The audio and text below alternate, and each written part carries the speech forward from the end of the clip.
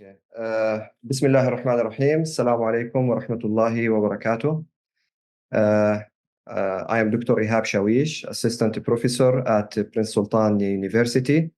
I am a member in the Energy, Water and Environment Research Lab, EWI Research Lab at PSU. My research field of interest is organic chemistry.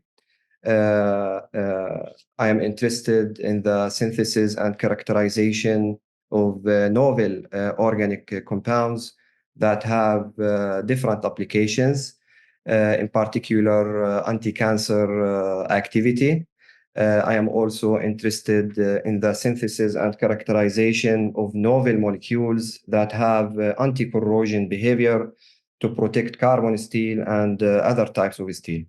Alhamdulillah, we have many publications in these fields, and we have one registered patent in the United States Office for Patents and Trademarks. It's really my pleasure to be with you today in this blessed night. كل عام وأنتم بخير ورمضان كريم على الجميع. I hope inshallah you will enjoy this talk and you will obtain the desired benefits at the end of this short workshop. I do believe that such type of workshops are very important and supportive for the undergrad students, not only for the preparation for the upcoming research forum that they're going to participate in, but also for their skills. I think such type of research workshops will add significant value for their research skills. And as you know, research is very important because it's involved in many aspects in our academic life, even in the future. So it will be important for the short run and for the long run as well. The title of this workshop, as you can see, is Research Methodology in Scientific Fields. So I will talk about the research methodology in general, with more focus on the scientific fields. What are the objectives of the workshop? Now, I do believe that nobody can claim that he has he or she has the full knowledge about all aspects of research field. Because as you know, we are here, for example, in this meeting, in this workshop, we are from different disciplinaries, and everybody here, depending on his major, he can reflect his point of view while doing the research. So I think it's more important in this short workshop to introduce the fundamental concepts and the fundamental terms related to the research. And for me, I think for the undergraduate students, the most important point is to understand how to set up your research project from the scratch, step by step. And this is what I am going to do, inshallah, during the workshop. I will introduce the most important concepts regarding the research process.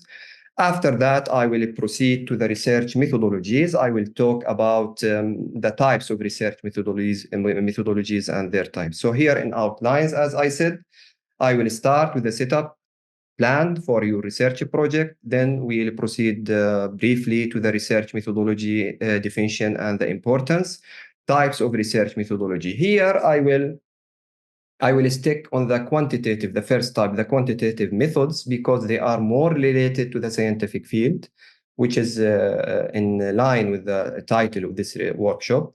I will go quickly through the qualitative methods and the mixed methods. And again, here, no time to explain all details related to each one of these methods. I will just highlight and address the main point of each one of them. Then I will give you examples from real research projects. This one from my own experience, one of my research projects. How did I plan for this research from the scratch, from the first step until we published the article paper. After that, we'll, inshallah, talk about the ethical consideration, because as you know, ethics are very important and they are a very important part in any research methodology. If the time allows, we will, inshallah, go through some practical exercises, and I'll ask the participant to send their responses even directly or after the workshop. They can contact me by email, and I will be more than happy to help and to provide any possible assistance. So let's start now, Bismillah. How to set up your research. As undergraduate students, it's very important to understand the procedure that you should apply in order to complete and to perform your research properly and correctly. Here we have the step-by-step procedure. The first step is the identification of the research topic.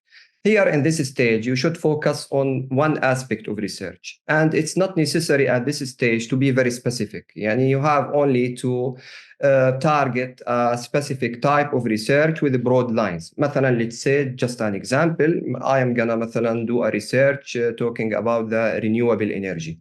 Or مثلا, let's say about the energy storage techniques. This is just an example. Or about مثلا, the impact of ChatGPT on the academic performance of our students. These are broad lines. These are titles. Now, how can we specify the narrow scope of the research? We should go through in-depth literature review. In-depth literature review means we have to read about the research topic in depth, very precisely, and we have to perform great effort in this stage, because I do believe that if we understand from the literature review the prior publications and the research that already have been reported in the literature, we can have a clear idea about our research that we're gonna apply. And here in this regard, there are many platforms and applications that will help you as a student to get your desired references, such as here I listed some of them. They are among the most important platforms, such as the Science Direct, Science Finder, PubMed, which is specific for the medical and pharmaceutical studies, Google Scholar, this is very famous, Web of Science, and Scopus. Now, after reading, after completing this stage and collecting references, reading about the main topic, here you should specify your target. What's the statement of your hypothesis or the research question? You should be specific here. مثلا, I gave you 2 examples or 3 examples for the research title. We said, مثلا, let's say we are gonna do the research in renewable energy. After the literature review, you have to be very specific here, and you should specify what type of renewable energy are you gonna do your research in. Are you going to focus on, let's say, the hydrogen production, or مثلا, let's say the wind farms or the solar energy?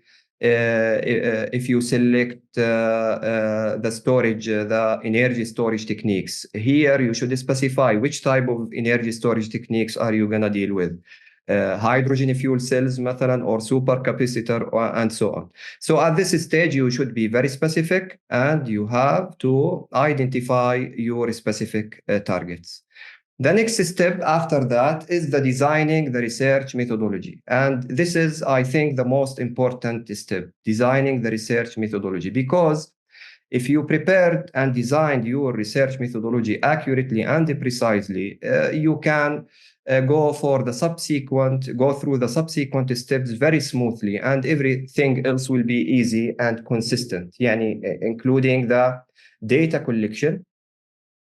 I'll talk about the data collection techniques depending on the type of methodology that you're going to apply, and the data analysis and interpretation. So the correct methodology, the accurate methodology will guide you for a consistent data and coherent, let's say, coherent research.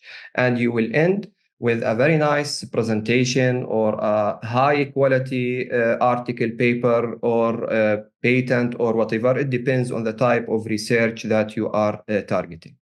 And after that, of course, if you do everything properly, you can easily publish your project in well-recognized platforms or journals.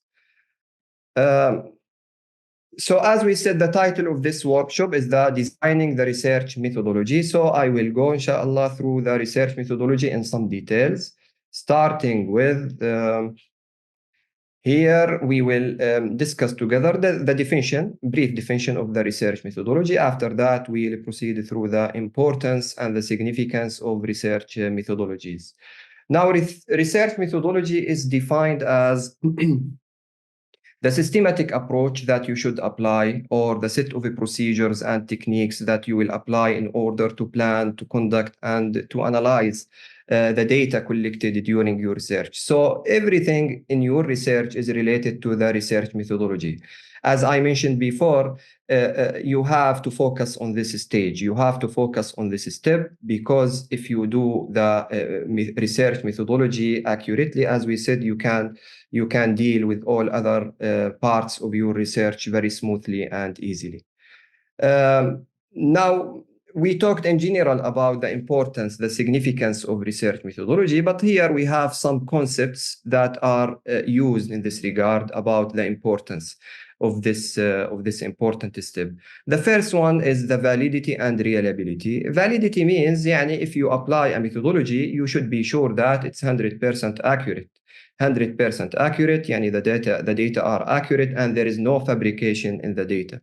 And also it should be reliable and we can trust it. Guidance and replicability, it means that it depends on the first point. Now, if your research methodology is reliable and valid, it means that anybody can repeat the methodology and he can get the same result.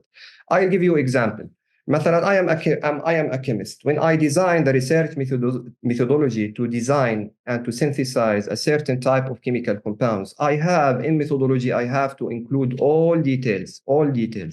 So anybody else in China, in America, and wherever, if you want to repeat the procedure to obtain the same type of compounds, the only thing that he should do is just to review the methodology. He should follow the same procedures, and definitely he will end with the same type of compounds, with the same structures and same everything. This is the meaning of replicability. Innovation and discovery. Now, to be honest with you, research is all about innovation and novelty. In the high level, in the advanced level research, you cannot publish a well-known ideas or مثلا in chemistry discovered compounds. We cannot publish such type of work. We have to focus on new ideas. We have to synthesize new compounds, synthesize new materials. We have to carry out a research that take in consideration different aspects. Even if we have a similar publication, let's say مثلا in material science, we have مثلا well-known materials. Okay, if these materials were published, then we should find a new application for the same materials.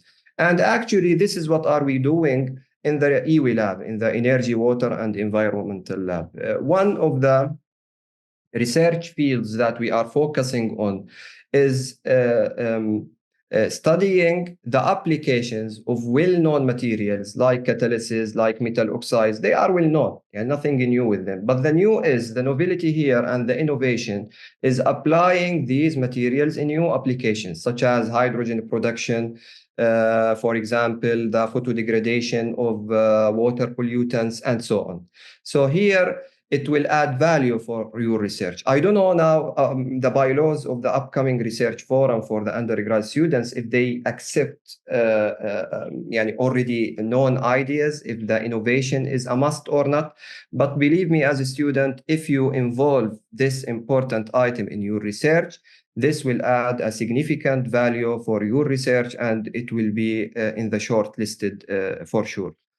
Ethical consultation, very important. As we know, ethics are very important in our life and also in methodologies. I will talk, inshallah, about the important ethical considerations related to the research in the next slides. Types of research methodology. As we said, there are three important types. One of them is a quantitative methodology. The second type is a qualitative, and the third type is mixed methodologies. Now, here I will focus on the first type, which is the quantitative methodologies, because it's more related to the scientific fields. This is from one side. On the other side, the qualitative methodologies are related to the, let's say, social sciences, to the humanities, to the linguistics, these research fields. I am not expert in these fields. This is one point. The other point is, I think yesterday, Derek already organized a workshop which was dedicated to the qualitative. Dr. Amira. Dr. Amira, Yes, she's with Dr. us. Amira, she did an amazing workshop, and Yes. she covered all aspects related to the qualitative methodologies. And I think the workshop is already recorded, right, Dr. Budina? Yeah, So, it will be recorded, yes. So if you are interested, you can easily contact the RIC and they will send you the link, inshallah, and you will get all details about it. I will just go through it very quickly, but as we said, we'll focus on the first type. The third type is mixed methodology. I think it's very clear from its title. In such type of research, we can mix both of them. So let's proceed now to the quantitative methodology. What are the most important characteristics for the quantitative methodology in scientific research? The first and the most important point is the type of data. The type of data. I think this is the major difference between the quantitative and the other type of methodology. Type of data. If your data is numerical, has numerical values, numbers, measurements, anything which can be represented by numbers. Even if you are doing surveys or questionnaires, if your survey is designed as close-ended questionnaires or surveys. What we mean by close-ended, it means it has sharp answers, either yes or no, or a scale from 1 to 4, 1 to 4, or 1 to 5, or whatever. Where 1 is مثلا I don't or I disagree, 2 is I fair, 3 agree, 4 extremely agree. If the answers in the surveys are very sharp, and they have multiple choices, something like this, which can be reflected by numbers, then we are here. We are in quantitative methodologies. The other characteristic feature for the quantitative methodologies is they are the objectivity and replicability. What we mean by objectivity? Objectivity بالعربي الموضوعية. It means that we rely on numbers. Our conclusions, our data, everything in our research rely on numbers, not on our let's say emotions or feelings. So 1 + 1 = 2. This is the quantitative methods, and I think it's applicable in all fields of science, such as chemistry, physics, medicine, engineering, software engineering, every science which deal with numbers. Also, the data collection techniques. In quantitative methodologies, there are certain type of techniques by which we can collect our data. As we said, like the close-ended questionnaires, like the experiments in chemistry, in physics, in engineering, in medicine, we cannot do anything without experiments. So we have to do measurements and we have to use instruments. Another characteristic feature is the data analysis. Data analysis includes different techniques, such as the statistical. I am not familiar with the statistical, but it's one of the applicable. I think there are two important statistical methods, something called T method and something called INOVA. Computational, mathematical methods. All these techniques can be used to do the interpretation for our data. The results are represented by graphs, diagrams, tables. So this is my advice for the students. If you're gonna do a quantitative method, make sure that you should include graphs, diagrams, charts, tables, because this will add value for your project. And also the last point, it establishes the cause and effect relationship, which means they are deductive يعني استنتاجي. Because 1, 2, 3, I got 3, 4, 5, 6. Everything here related on results, related on numbers. No place for feelings, no place for our personal emotions in the quantitative methodologies. Here in this chart, we have the step-by-step design for the quantitative research methodology. We started here from the research question, so we already skipped the first two steps. As you remember, the first step was selecting or identification of the broad line of the research topic. After that, the literature review. So we are here now, after doing all of this, we are here in the research question. We should identify our research question, our narrow scope of the research, and we should identify our objective. And these objectives, to be satisfied, they should be measurable, because as we said, quantitative deal with numerical values, measurements. So here, everything should be measurable. We can measure it in terms of numbers. Also, we have to identify our variables. Yani, what are the variables that we are going to deal with? There are different types of variables. Some of them are called independent variables, like the factors that are manipulated or controlled, or dependent values such as the outcomes or responses that are measured. But if we want to measure the responses, then we have, as we said, to apply a close-ended surveys or questionnaires. Then if any, we have to put a hypothesis. I think the hypothesis is related to the surveys. يعني مثلا, if I want to study, let's say, the relationship between the ChatGPT and the performance of the students in the classroom, in a certain course. I have to put a hypothesis. Hypothesis, يعني مثلا, let's say my opinion is it will enhance the performance in students. Now, after doing the surveys and after doing the interpretation for the data, I can approve or disapprove my hypothesis. But in natural sciences, chemistry, physics, I think we don't put these hypotheses. We already start the experimental part. So it depends. It depends on the field of research that you're gonna perform. Now, sampling, this is the next step. Sampling, it depends on the previous point. If we have hypotheses and we want to make surveys, we have to select the sample. And in quantitative methodologies, if we want to select the population or the sample, it should be in a larger scale. In a larger scale. Small scale samples will not supply us with the sufficient information, and it will not guide us to the correct conclusion. So here in sampling, we have to pay attention for this step. You should try to make the sample as huge as you can. After that, the data collection. This is a common step for all types of quantitative research. Data collection, as we said, we have different techniques like experiments, surveys. It depends on your target. And data analysis also. After you collect your data, you should analyze it, ending with the conclusion. The conclusion, as we said, it's completely depend on the data, on the number that you already obtained during your research. This is the skeletal, let's say, the skeleton for the quantitative methodology. And there are some, you may have some differences depending on the research field of interest. To be more specific, I listed here in this slide a specific example.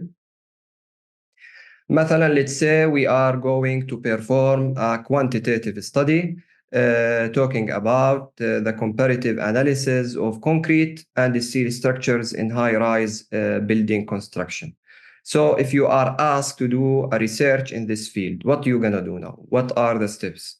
We agreed that the first step is selecting the topic after the literature review. So we are here now. We already identified our objective. Our objective here to do comparison between the structural performance and the cost effectiveness of concrete and steel structures. How can we design the methodology? I think, this is just from my point of view. You can design better than that, but this is just a model example. If I were in your place, I will think like this. Now, what are the experiments that are important that should be involved in the methodology? The first thing, we have to select, let's say, two high-rise building projects. One of them is made from concrete, and the primary structure for the other is the steel. So here, the comparison should be fair, and we have to select two similar buildings to apply our study. And we have also to ensure that both projects have identical floor layouts and building heights and these characteristics, as we said, just to make sure that we are applying the same standards for the two types of buildings. As we are going to satisfy two objectives, as we said, the first objective is the performance, the strength of the building, and the second is the cost. Then the collected data should deal with these two objectives. For the cost, we have to investigate the quantities, the construction duration, the labor cost, and the equipment expenses, because these data will support our first purpose. The second purpose of our study is the performance parameter. So here we have to make sure that the data cover different parameters like the stress, like the deflection, the vibration, and everything related to these points. Now, after collecting data, we have to do a statistical analysis here is fit with such type of studies. You can use different techniques for the statistical analysis, like the t-tests, that you can compare different parameters and make correlation between them. The same thing in the analysis of variance, or it's called ANOVA. I am not that much expert with them, but I have a general idea that such type of techniques can use to compare different parameters and to make correlation between them, which will guide you to a correct conclusion. And also you can analyze the cost data to determine the total construction cost per square meter. And you can build an entire picture about our objectives by using the statistical analysis for our data. After that, we proceed to the interpretation and the conclusion. طبعا, depending on the statistical analysis, we can obtain the conclusions that totally related to the numbers, totally rely on the analysis that we already done in our data. This is what I want to say about the quantitative methodology. I will now go very quickly through the qualitative methods. As we said, the qualitative methods are related to the social sciences, to the humanities, religion, linguistics, and such type of research. Here, the main difference between quantitative and the qualitative: in qualitative, the collected data is non-numerical. So here, the collected data, you may have words, images, sounds. And also the other difference is how to collect these data. You have to apply different techniques like the interviews. This is one of the most important techniques, or open-ended questionnaires. In quantitative, we use the closed-ended, here open-ended, which means the participant in the survey, they can express their opinion more freely. And also, the researcher, he should analyze these responses more carefully. It will take him more effort because he will not deal with numbers. He will deal with individual responses. So he should analyze them case by case. The procedure or the setup for the qualitative is somehow similar to the quantitative. I am not going to talk about it. I will leave it if you are interested. For the prior workshop, you can, as we said, you can contact the RIC and they will send you the link. Here are some of the techniques that are applied in the qualitative research methods, such as one-on-one interview, focus groups, ethnographic research, case study, record keeping, and qualitative observations. This is an example for a qualitative study. مثلا, let's say we will investigate the understanding the perception of software engineering student at PSU of the significance of chemistry course in their major. I think this is one of the challenges that I systematically face during my career, because I am teaching chemistry for software engineering students, and they always ask this question: why we are here, why we are teaching, why we are learning chemistry. Chemistry is not important for us at all. I will try my best to convince them that chemistry will enhance their problem-solving skills. It will enhance their strategies to deal with different types of problems and these things. I don't know if they are convenience or not, but I think this is if I have time, I will do this survey, because if we design a survey that cover this point, we can in the future enhance the learning outcomes of the research of the chemistry course, and also to engage the students more with the chemistry science. The last type is the mixed methodology.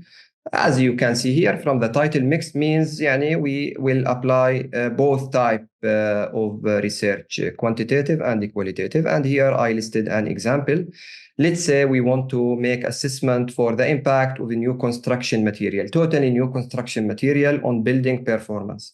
As this material is novel and new, then I have to apply a quantitative phase, which is the experimental study. I have to collect numerical data, measurements, and I should go through the previous procedure in details to have conclusion, or to obtain the correct conclusion about the performance of this new material. This is the quantitative phase.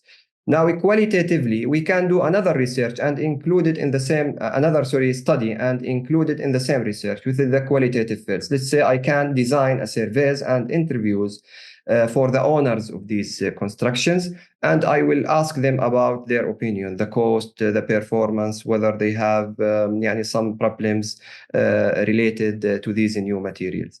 So this is just an example to illustrate the idea of mixed methodology. Now, the next point, by the way, I almost done, maybe 5 minutes.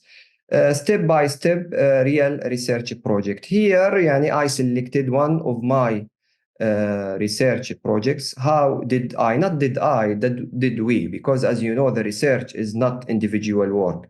In natural sciences, you cannot work individually. We are working as a group, and every author, everybody in the group, he has his certain responsibilities. For example, I am chemist. My responsibility is to design the chemical methodology to synthesize the compound, to get these novel compounds. But the applications as anti-cancer or anti-corrosion, I am not in the pharmacy or in the medicine field. So we have a collaboration with other research groups. We send our samples to them, and they will do their job by analyzing the anti-cancer activity. So here, this is just an example what we did in one of our research projects.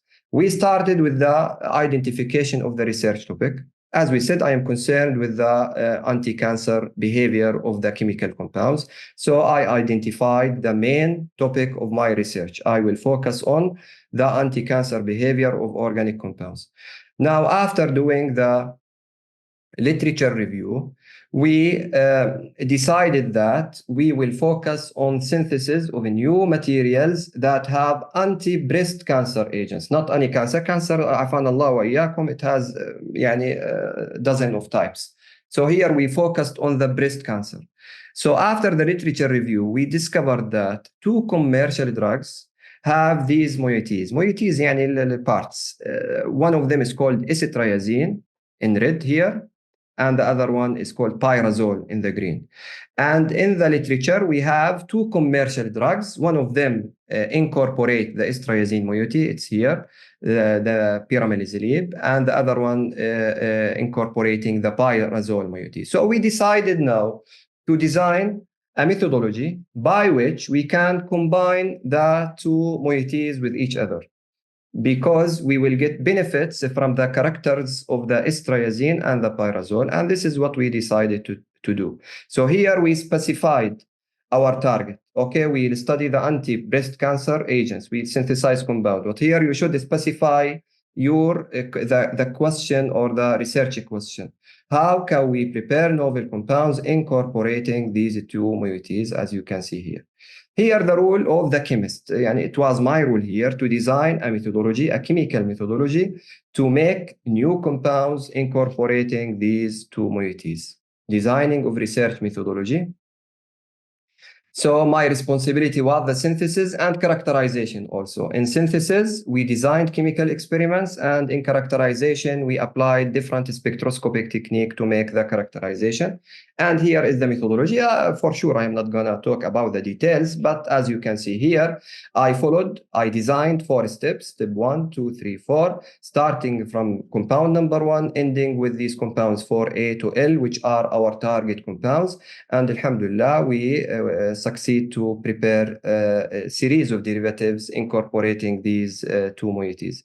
Now, the last objective was the investigation of their anti-breast cancer behavior. Are they active as we expected or not?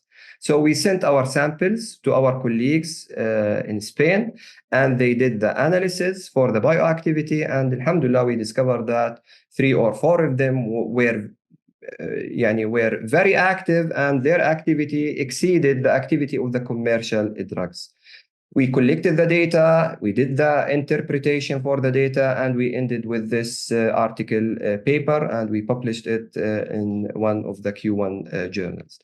This is just an example how, as not researchers, I am not that expert researcher, but in research, how to do the advanced research. Now, as undergraduate students, we will not ask you to do advanced research, but at least you can get the benefits from our experience. You can try your best to apply the steps that I mentioned in order to get an acceptable type of research.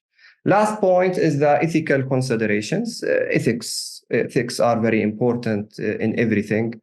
So ethics are important in methodology if you have a type of research that needs informed consent, or that includes, let's say, confidential data or sensitive data from governmental or from, let's say, patients.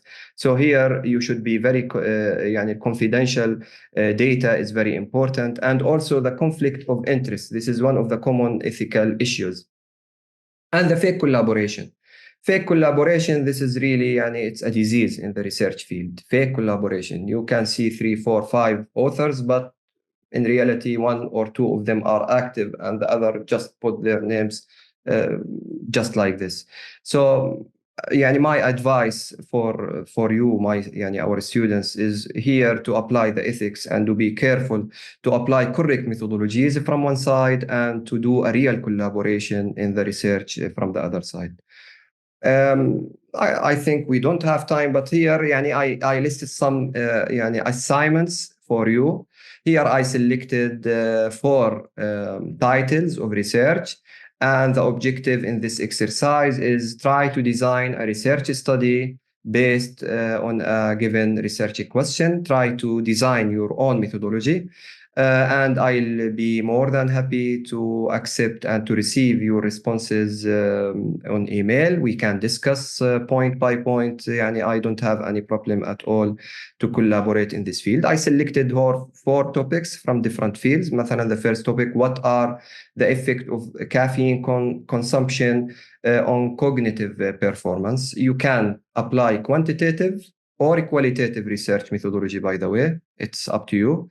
The second one is analyzing. I think some of our students are in software engineering, so I selected this topic, analyzing the relationship between software complexity matrix and the maintenance effort, or analyzing the speed of different internet browsers. Or you can select measuring the impact of employee training programs on productivity and performance matrix. You can select any one of them. Try to design your own methodology. Send it to me by email. Here is my email. And we can, inshallah, discuss it point by point. In conclusion, I will not take a long time. In conclusion, research is very important for undergraduate students, not only for the upcoming research forum, but also for your future. You don't know, after your degree, you may join a research institute in a permanent job. So if you have these skills, if you master these skills, this will enhance your opportunities to get this chance. For example, here at PSU, at Prince Sultan University, we have different research centers, and every year a new researcher join us.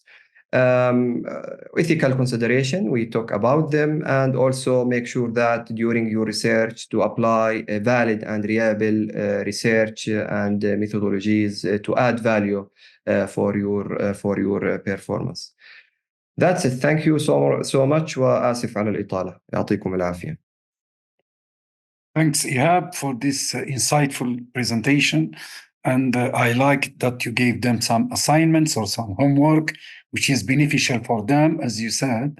And you choose topics from different background, which we appreciate a lot. So now the floor is for any question. Please, you can raise your hand and you can ask question either on the chat box, or you can also ask directly. Like yesterday, some participant, they like to discuss with our speaker directly. So there is one hand, Maha. Hello. Yes, you can talk, please. Yes. Hi, thank you for the workshop. I do have one question regarding how can I define the best methodology approach for my research? I mean, sometimes I don't know if it's better to be mixed or qualitative or quantitative. So is there a specific way to decide which way should be used? What's your major, Maha? MBA. MBA, Master of Business, right? So here, I think it depends on the type of research that you are planning to do. You can apply both, either quantitative or qualitative. As I said, the main difference between them is the type of data that you will deal with. If you are going to deal with numerical data by applying experiments or measurements, I don't know if this is related to business or not, or by doing surveys with short-ended answers. Or they say close-ended. Close-ended in the survey just include yes or no, or a scale from 1 to 4. This is a quantitative method. But if you decide to distribute surveys, let's say, that include open-ended answers, you ask the participant to express their opinion on an issue. So here you are dealing with the other type, which is qualitative. So actually, I cannot answer you because you can apply both. Depends on your type, your specific type. I think Dr. Amira yesterday explained this because also it depends on the type of the project. Sometimes if you have some data, you need some data from government or companies to do some analysis. So this is the question. It's not only depend on you, as Dr. Ihab said, depends on the type of the projects, depend on the data you want to get, etc. So there are many issues you need to think and discuss with your supervisor, by the way. So since you are a student, you need to discuss this matter with your supervisor, who can give you more, I think Dr. Amira, she can help us if she's in. Dr. Amira? Yes, I'm here. Yeah, I would like to add here, because the student is from the business administration field. So I'm also from the business administration field. In fact, it depends on the question, what you would like to know. If you are interested in how and why questions, if you are interested in exploratory phenomena where there is no theory for testing, you have to develop the theory, then you will opt for the qualitative research. And if you have like well-established theory, you are interested in confirmation and testing, then you will go for the quantitative. In fact, it's not us that we are going to decide. It's the phenomena that we are going to study. So this is the best answer that I could tell. So you have to, decide that does this phenomena require quantitative or qualitative research? Yes, I agree with you, Dr. Amira. Yes. Thank you all. It's clear. Thank you. Okay, But any question, please? If you need any more assistance, if you have a project, you can send email to me. I'm Associate Chair Marketing Department. You can find my email. So I can help you personally as well. Thank you, appreciate it. Any more question, please?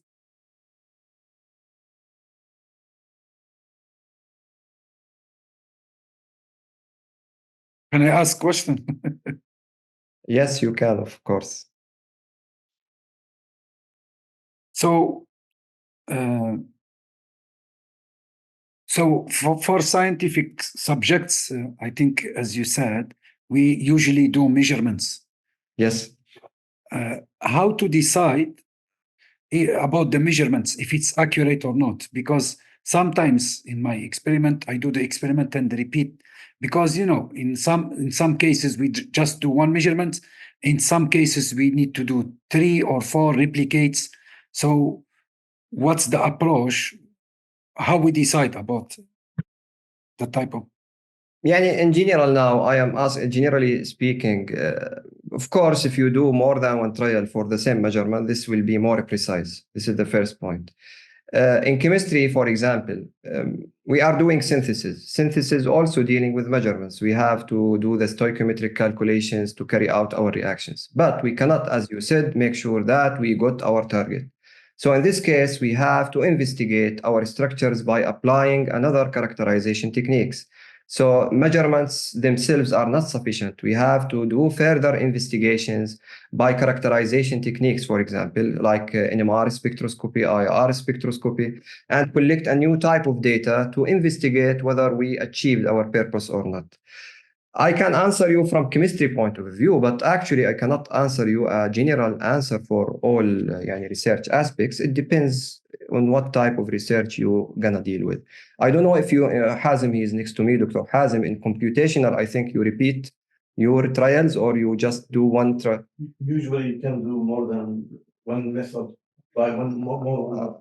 My colleague, Dr. Hazem, he said in computational physics, he is applying different methods for the same target. So in this case, he can make sure whether his results are accurate or not. So it depends on the because Ihab, in biology, when you submit a paper, they said you need to have at least 3 replicates. Yes. In biology, yes. In cytotoxicity, because yes. There is always estimated stuff. Because in some calculation we use estimated standard deviation.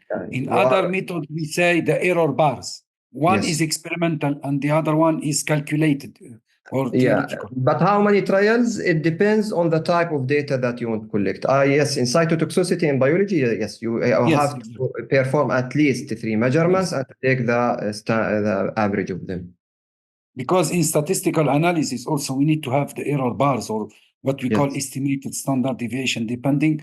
It's very necessary nowadays, because how to say, just to see the change of your data depends on the variable. You explained before, if you have different variables and you do the measurements for each variable, so you need to have this estimation to find out if you have any specific trend or variation or etc. Yes, you are right. Assalamu alaikum. Wa alaikum salam. Well, this is Professor Ibrahim Al-Hammad from Engineering College, and I thank you, Dr. Ihab, for the good presentation. Thank you, Dr. Ibrahim. And the organization, I loved it. This is really not only for the student, even for researchers from different fields. So I learned a few things today.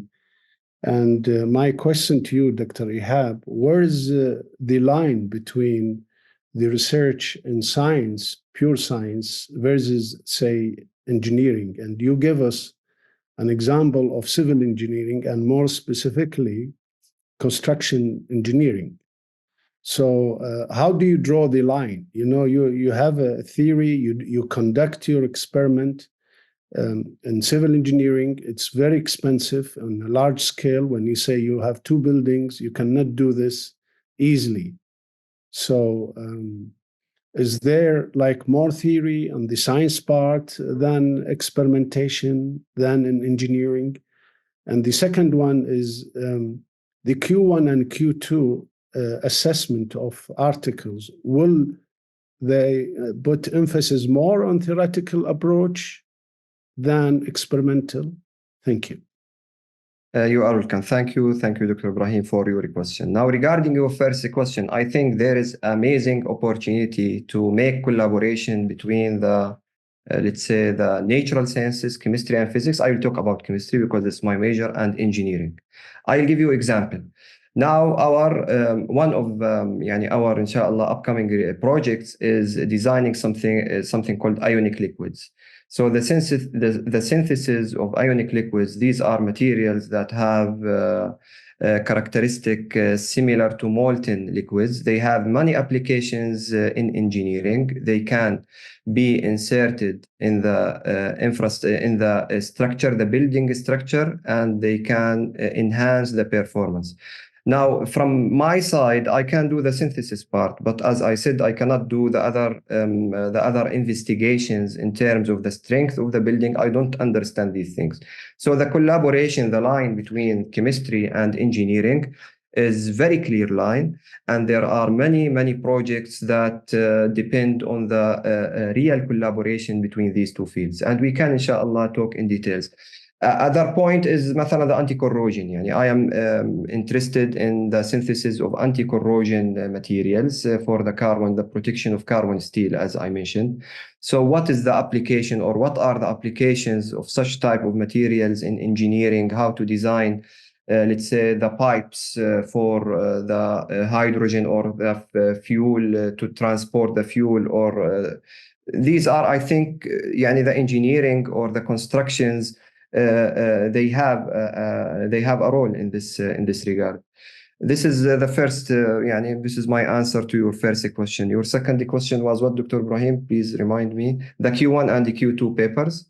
Exactly. Do they stress more on theoretical-based research than experimental? Now, mixed? To be honest with you, we face this problem. If you do everything experimentally, okay, your work will be okay, but you will not get a great chance to publish your work in a Q1 paper. You have to support your experimental part by computational part. And this is exactly what we are doing, by the way. We study the synthesis, we complete the synthesis part, the characterization part, the bioactivity part, and we support our study by computational part, with our colleagues that who can investigate the mechanism of interaction between our different materials, to how to understand the mechanism by which we obtained our compounds. So if you can do this comprehensive work, definitely your chance in publishing in Q1 paper will be a very great chance. Otherwise, it depends. It depends on the strength of the individual computational part or the individual experimental part. But the collaboration and the incorporating the experimental data with the theoretical investigations, this will support the strength of your publication. Hey, thank you. You are welcome.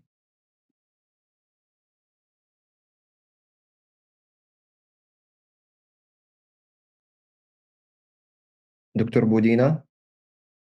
Yes, I think I'm just waiting if there are no questions. So we thank you, Ihab, for this insightful and interesting topic, and also for our participant. And we encourage you to invite your colleagues and friends and people around you to join us for the upcoming event, our workshop tomorrow. And we have 3 more.